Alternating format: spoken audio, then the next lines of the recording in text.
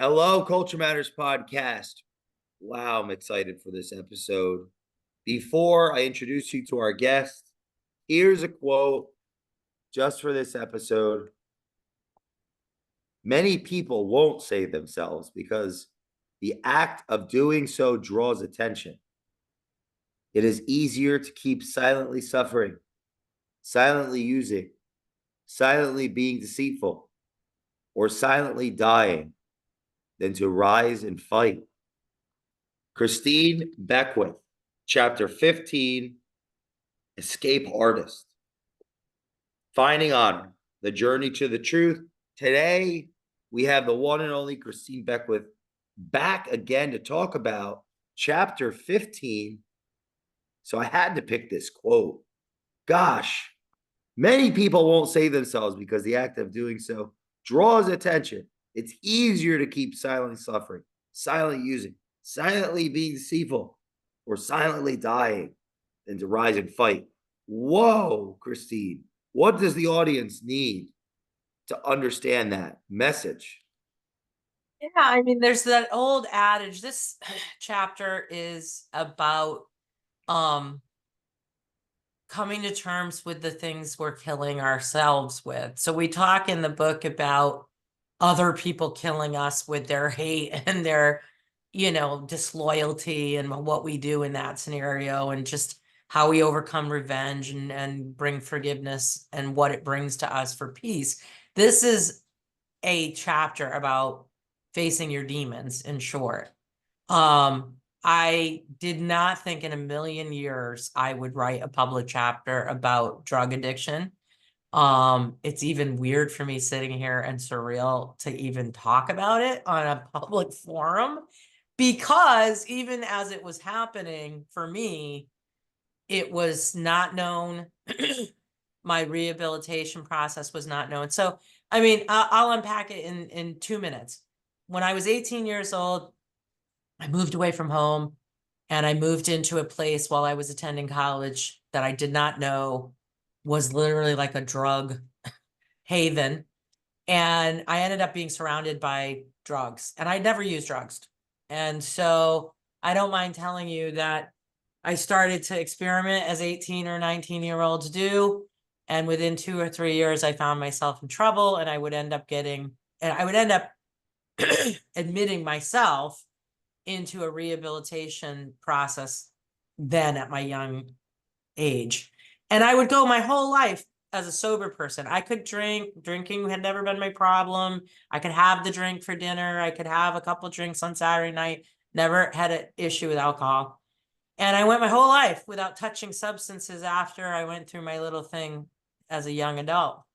And I got in a car accident at the height of my career, a really bad one, coming off an exit in Connecticut, about running late to step on stage to speak to like this big realtor platform.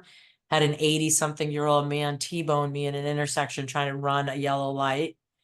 Hit me at about 45 miles an hour, T-bone driver's side, and I'm pinned in the car catches on fire.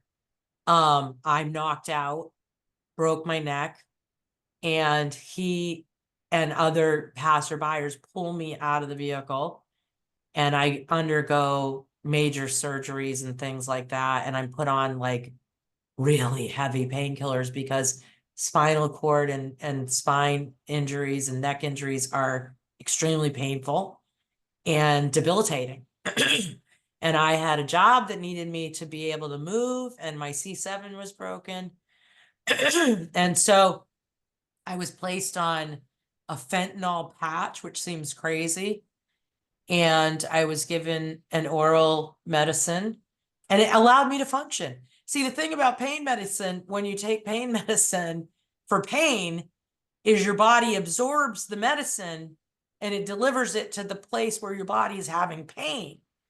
And so it works really well for people that are legitimately physically experiencing pain. Where you get into trouble is it is a blocker. It has blockers in your brain. Essentially what it's doing is it's not allowing the message that's electronically sent to your brain that says you're experiencing pain.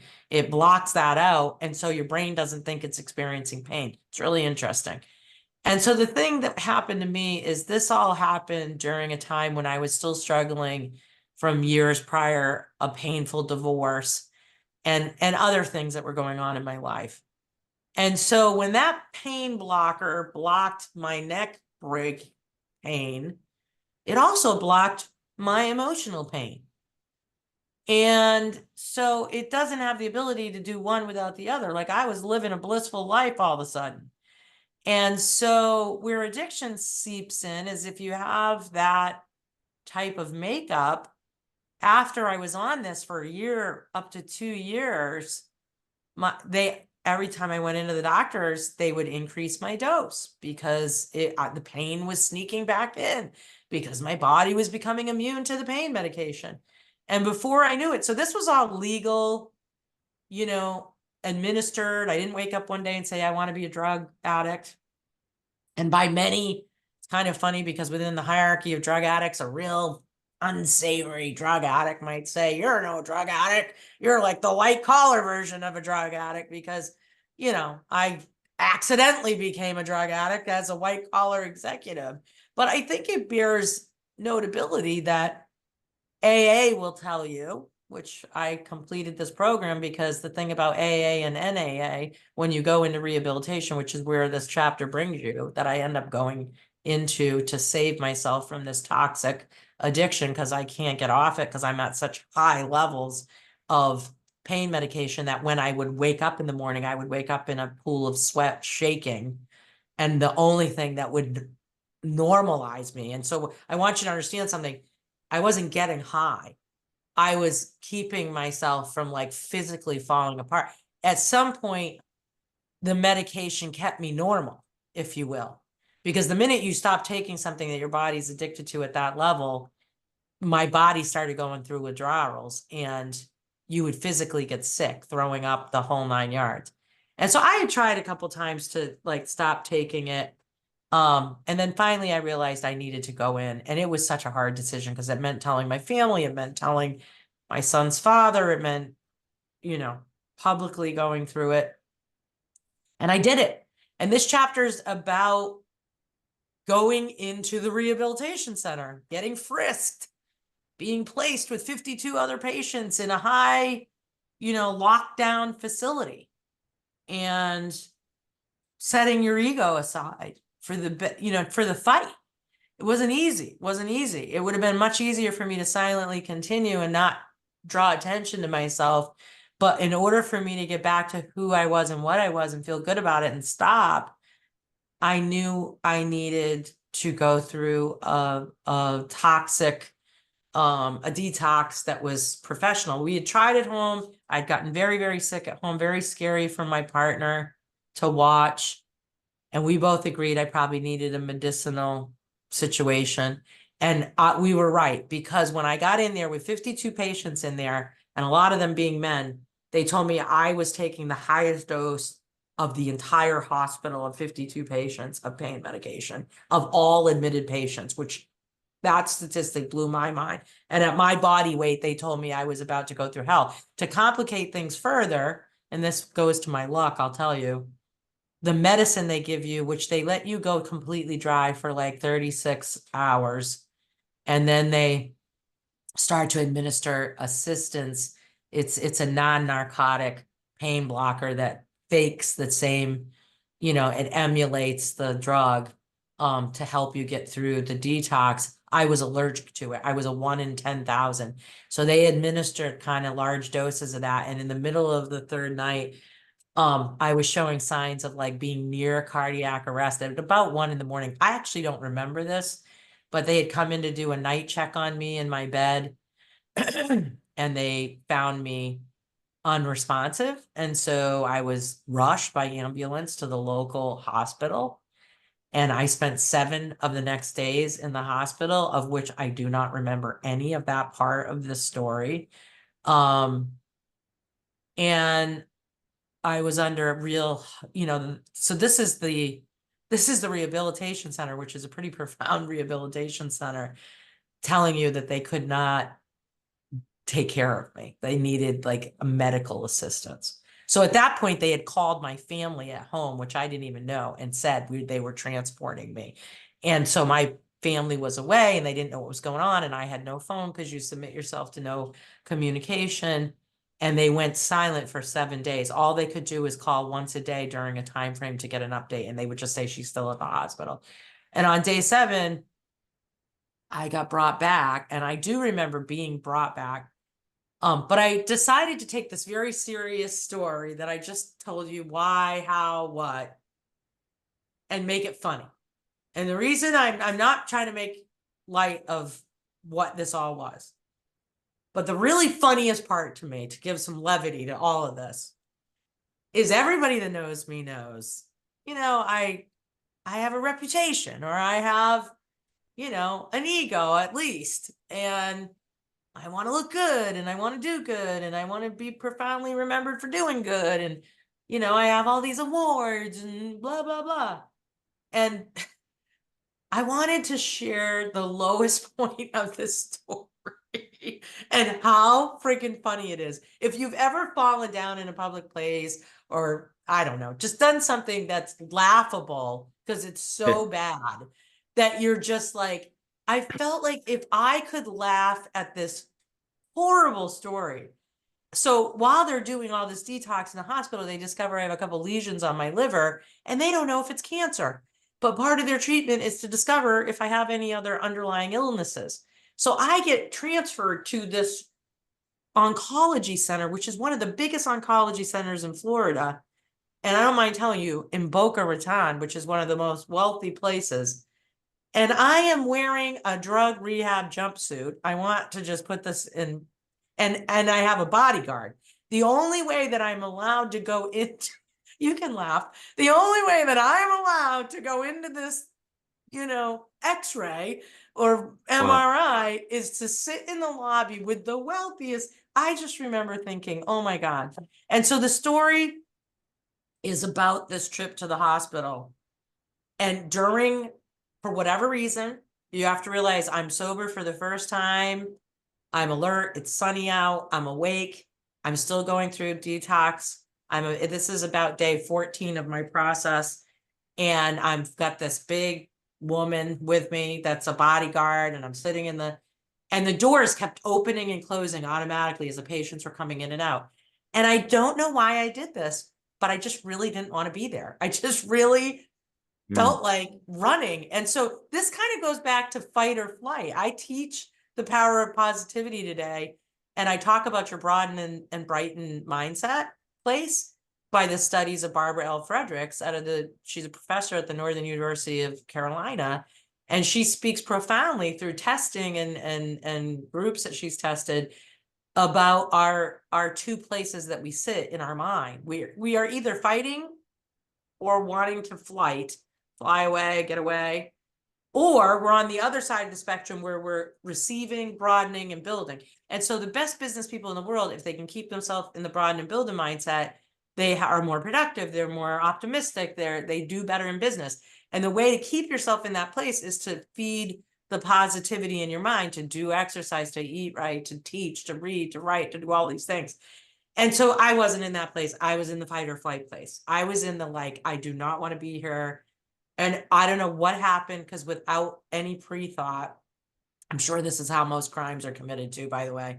My body took me for a ride that my conscious mind really didn't orchestrate. And that was that I just sat there thinking, the next time these doors open, I'm going to make a run for it. And I got some sort of humor for the first time in years in my head. Wow. That I could outrun this bodyguard and what would really happen. Because in my mind, I wasn't really a jail. I wasn't really a criminal. And that wasn't really, a security officer or a police officer. I was in a self-submitted situation where the authority of this facility, had me under lock. But I mean, I could let myself out of this place too. So, to the degree that this person thought, I was thinking, she thinks that she's controlling me. In my mind, I'm like, she's not controlling me. I'm about to show her who's boss. When the doors opened, the next time they opened, I stood up and I ran. And all I remember is how good it felt to run. I felt free. And it's very prophetic for me, because I want to tell you, I ran until my body could not run. And I was pretty sure the previous 2 years, really sick on medicine, I wasn't physical and I couldn't get physical the way that I used to be before it, or ever have been ever since it. And so it was something in my body that wanted to remind me that I could run. Like it was some alpha thing inside me that was like, you can do it, you can. And I ran like 6 city blocks. And when I couldn't run anymore, and I could hear her feet behind me till I lost her, because she was a big girl. And I heard like her feet pounding on the pavement. And I heard her say, which I write in the story, patient has escaped. Yeah, it's crazy. And I just thought, this is hilarious. Am I the patient? In my head. And I ran and ran and ran. And then finally, I was breathing so hard. I knew I couldn't run anymore. And I just stopped and I sat down on the curb and I started crying. And I think I started crying because I just had this thing, like it was like a lion's roar inside of me. That was just like, I'm alive. I've done it. I passed through the hardest knot. I fought for myself to get well again. I submitted myself to the humiliating embarrassment of fucking doing this thing. And I've done it. And I'm on the other side of it now. And I'm gonna survive. Like I'm winning. And she caught up with me at this incredible moment. And she said, I've caught the patient. And I Wow. stood up as defiant as any person could ever be. And I turned around and I said, you didn't catch me. I said, I stopped running. I said, I'm going back to the appointment. And I walked past her and she goes, no, you're not. They're coming to get you. You're not having your appointment. And I said, I'm having my appointment. And I said, call your family again, because she had been making a family call in the van on the Wow. way to the thing and was kind of unprofessional. So I have to tell you, because I had come alive, I got in a lot of trouble. Like I went back, they did the thing, they brought me back in the van. And when I got back, I had to have a meeting with the director of the facility. And they sat down, and after they got done like reading me the riot act about the escape and all the thing and how scary it was, and never do that again while I'm there, I was like, are you done? And they're like, yeah. And I'm like, can I now give you my dissertation on your security officer? And they're like, sure. And then I just went through and what was funny is, and I write this in the book, is here I am, I'm the patient, and I'm in the lowest point of probably my life at that point, maybe in my life. I can kind of say right now, sitting here, that is the lowest point of my life. And I was still giving them advice on needing better security officers that are more professional. And I knew what that sounded like, and I knew it was inappropriate for me as a patient to do that. And I kind of wanted the reader in this book to understand we're never going to lose who we are if we work to keep who we are, if we're fighting to be who we are. At the end of the day, this isn't about me running from the law, or it's hilarious because it's so out of character for me not to be. I'm a rule follower. I am not a rule breaker. I am a do as you say. I have to stop myself every single day because I do things people tell me. And sometimes I do things I shouldn't do that people tell me to do because I don't give conscious, aware thought to what I'm doing. Like people will say, do this, and I'll do it. And then I'll go, why did I just do that? And I'll say, that wasn't smart for me to do. I actually didn't need to do that. I've paid for things I didn't need to pay for because I had already paid, but someone said pay, or so I have to be really careful with myself because of that reason. So this chapter, in all seriousness, I hope will save the lives of people that have problems and demons in our field, because I think there's a lot of obviously stigmatic look towards addiction, but not a lot of people like myself stepping forward to say this lives in our world too. And it lives in the white collar world. And so if I reach some sort of place, and I want to end by saying this, This book's tagline is the journey to the truth. Literally, as I was writing this book, I was continuing my journey to my own truth. Like, this book, writing this book, leveled me up in many ways towards honest places that I knew and didn't think I would profoundly put into the book. And so I had not come to terms yet years later with having gone through that. Writing it freed it from me to the world. And so October 11th, 2022, which literally, by the way, is 11 days after my sister passed, this book became public, and my greatest, most honest lessons in life, are out in the world, never to be put back in the can again. And so I don't get asked a lot, and I don't pick this chapter to talk about, by the way. If people want me to talk about finding honor, a lot of times I naturally do not go to this chapter. I'm glad that we're going chapter by chapter, and I'm having a chance to give levity to a very serious thing. I've had a lot of people reach out to me and say, wow, just wow that you talked about this. And I still cringe. I still cringe, like, oh God, that guy read that, whoever it is that's sending me the note. And I'm realizing this professional person who's seen me as whatever for my whole life just read about this story about me. And I always ask a second question when they say they're shocked by it. And I say, well, what do you think now? What do you think about me now? And they always say, what a powerful example of being willing to teach something and getting to a humility place, I guess, where you can teach something. So anyways. What does someone need to hear that could be too far in that rabbit hole and not yet recognize that what was once a solution has become a problem of itself? Yeah, I mean, the whole process you go through, which is denial, a lot of times you are silently aware before you begin to speak your awareness. And I would say that's the hallway to recovery. And so I would say to anybody listening right now that uses drugs or alcohol daily and doesn't think they have a problem, I'm talking to you right now. I'm talking to you. Because everybody else that knows they have a problem, their bottom is different and better. And listen, I didn't realize that alcoholics will go to rehab on average in their life a dozen times.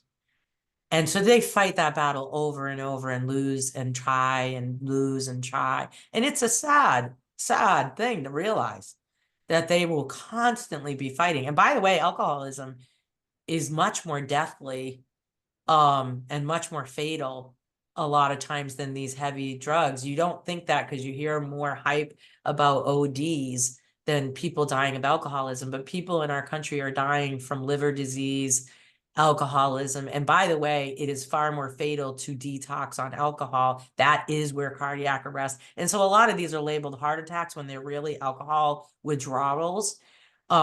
It's you alcoholics know this, but it's not safe to detox on alcohol alone. Like, you have to go into a facility, and there is medicine that you need to take that is crucial. So if you're an alcoholic listening right now and you know you need help, please don't try to do it at home. There were 2 people that died in the 30 days that I was in there in the facility under watch that were alcoholics rehabilitating. True story. And so I think God has given me these examples and these experiences so I would better be less judgmental towards other people and also be able to help people. People that are in denial right now, the best thing you can do if you're listening and you're a family member or friend or spouse to somebody that is using is to ask them, do you think you have a problem? That question will bring awareness.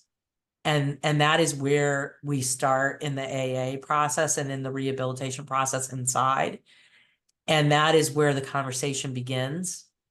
And so a lot of times people will say, no, I don't think I have a problem. And then from there, so I want to tell you, there's been a lot of students that have come through the hallways of 2020 that have drug and alcohol addictions that I can see, or that they've admitted in private places.